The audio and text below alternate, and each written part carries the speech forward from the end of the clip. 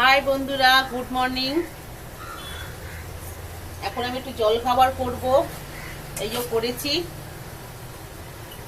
ভাবলাম লুচি তরকারি করব। আজকে লুচি তরকারি খেতে ইচ্ছা করলো না, প্রায় দিনই করি লুচি তরকারি সকালবেলা।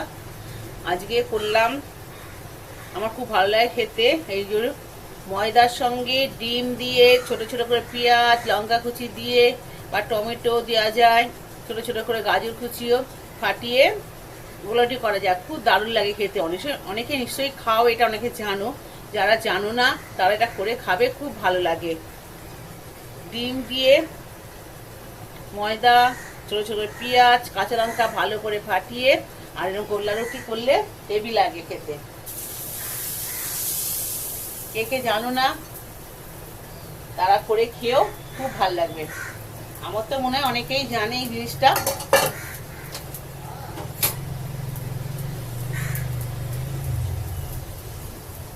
দারুণ লাগে।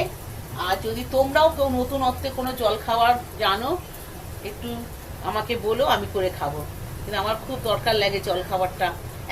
একরকম জল খাবার সব খেতে চায় না। কেমন? টাটা।